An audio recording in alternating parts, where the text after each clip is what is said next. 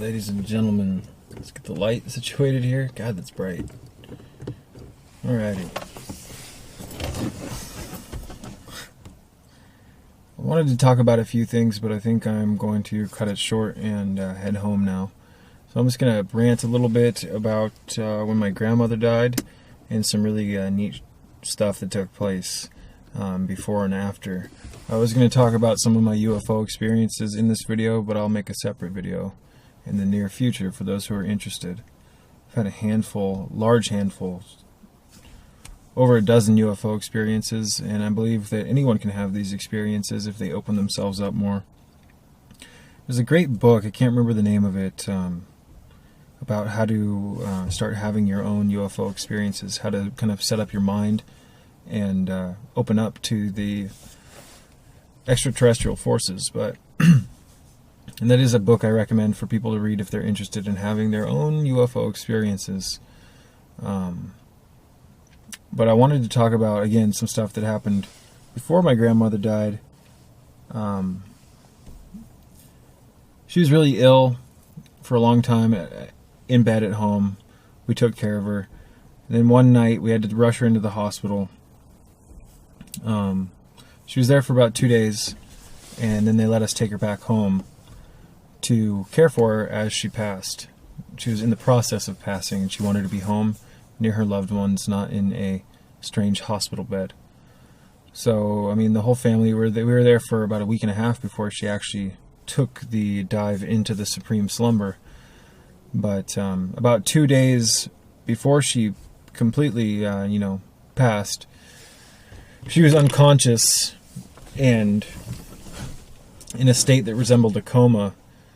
And there were a few nights when everyone was asleep when I was sitting there, and white lights would shine around her head, and the room would fill up with little orbs, and they'd travel around here and kind of slowly spin and then shoot off.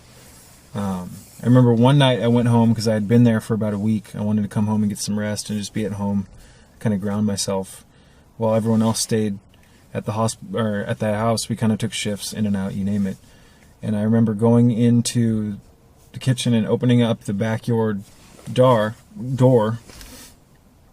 to let Luna out, and it was completely dark, and for some reason I looked into the garden right above the tomato plants, where the tomatoes are in their planter boxes, and all these white, very bright lights were just spinning, and right when I made eye contact with them, it's like they saw me make contact and they just shut off.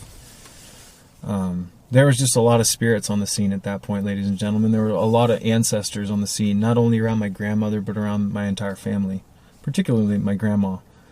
One night we were there, we were all there kind of huddled around her, and it was just super quiet. We were all just sitting there kind of in our own headspace, reminiscing on memories of her, you name it, when she was healthy. And we all started hearing voices talking to each other in the room around my grandma. So, of course, ancestors, spirits, deceased family members that are watching over her as she transitions. So we all kind of heard it and looked around, and there was just this crazy moment where we all got super excited. But after my grandmother finally passed, we had to go through her home, and we had to sell a lot of her stuff because we couldn't afford to hold on to it all. We all kind of chose certain things that we loved, certain possessions that resonated with her, and I remember there were only a few things left, and there were these 2 lamps that I'd always loved, and I snatched them quick. And at the time I needed lamps for my room, and I always loved those 2 lamps growing up, so I grabbed them and put them in my room, plugged them in, and a few nights later, again after she had passed, I was laying in my bed trying to get some sleep with the lights off, and I was overcome with this sense of my grandmother. I could feel her. I knew she was there. I could see her in my mind's eye clearly smiling, this particular smile that she used to do. This kind of loving yet stern smile. She was a tough love kind of woman. She was very cool. And she started talking to me. And of course my programmed mind, parts of my programming that are still clinging on to my experience that I've yet to shed, that can't be real, it's just my mind. Those types of thoughts would come up.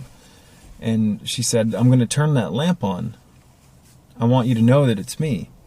I'm going to turn the lamp on that you took from the house that was mine. And I kind of smiled and kind of rolled over. And right as I rolled over and kind of threw my blanket over my head to get some sleep, boom, the light in the room illuminated. The lamp turned on. And right then my heart just started pounding in a good way. And my hair stood up. And she started giggling. I could hear it in my mind's ear, and I could see her giggling in my mind's eye. And there were orbs in the room, you name it. And, I kind of, again, my programmed mind, just a coincidence. She said, I'm going to turn it off.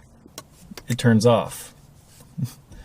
And I went, okay, Grandma. She was trying to grab my attention and keep it. She was trying to get my attention so I could communicate with her, instead of me just blocking her attempts to communicate with me. Instead of me blocking those attempts with my programmed mind that thinks, oh, none of this stuff's real. Of course I know this stuff is real. But when it happens to you, you kind of have to go through a series of, what's the word?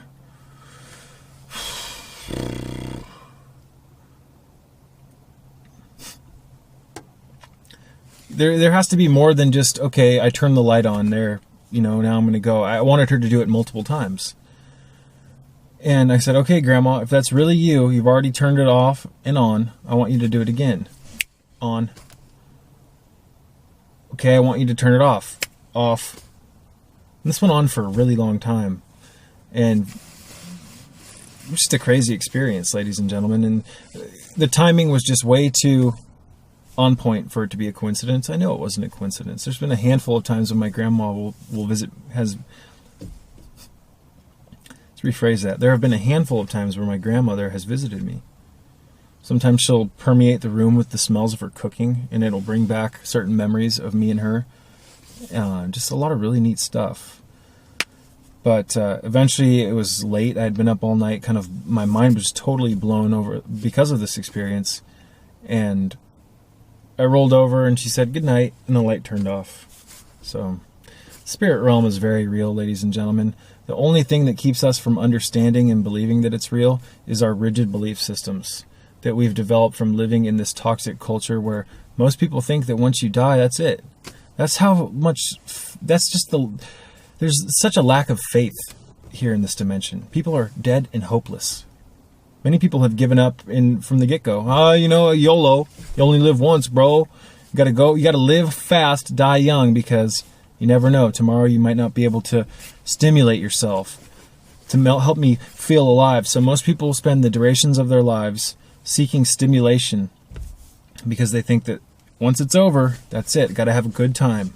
Not going to be able to do it again. You've been in and out of different dimensional wavelengths since the beginning of time. So, you've been around forever. But that's a subject for an entirely different rant. Again, the only thing keeping us from being able to communicate with the spirit realm is our conditioning, our programming, our inability to perceive telepathic communications and permeations coming into our personal sphere. We've developed shielding through the outer lens or the outer layers of the aura. So by the time certain signals, how would I put it this way? Signals from the spirit realm are transmitted through the different parts of the arcane physiology, the aura. And as it comes through, it can get caught before it even comes into your conscious recognition. So most people have canceled out spirit realm telepathic communications and different energetic permeations from the spirit realm before it even gets into their awareness. So, and I think a lot of people want to experience the spirit realm. They want to get into this stuff, but there's just there's something wrong. There's an aberration. I don't know if it's all the religious programming, all of the fear of death, all of the kind of taboo energy around communicating with the dead. People think you're like a necromancer if you talk to the deceased. The deceased are just as alive as they were before they they died here in the physical dimension, before they moved on. It's just, everything's energy. It's just moving from one state of energy to another. And that different form of energy can still communicate with the being, us here in this dimension, because we're energetic beings.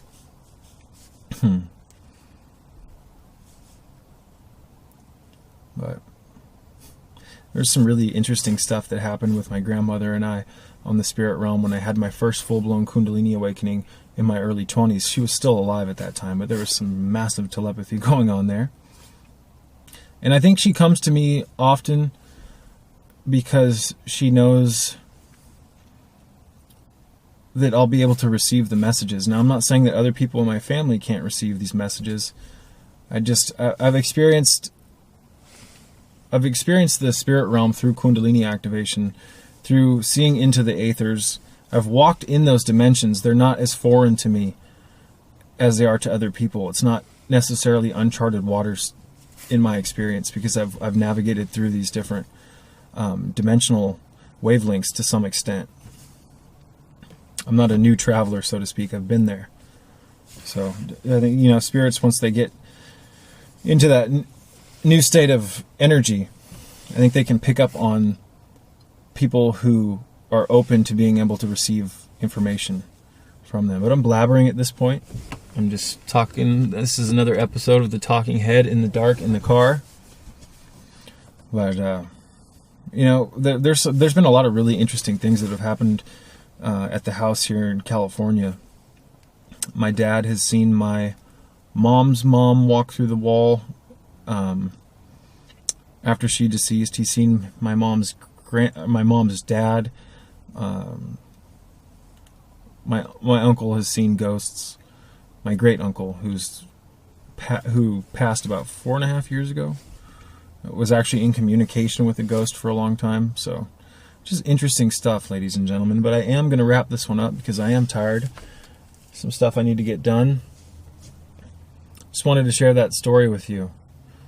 If you want to communicate with spirits, reach out to the spirit realm. It's not some scary thing like the TV has conditioned you into believing. No.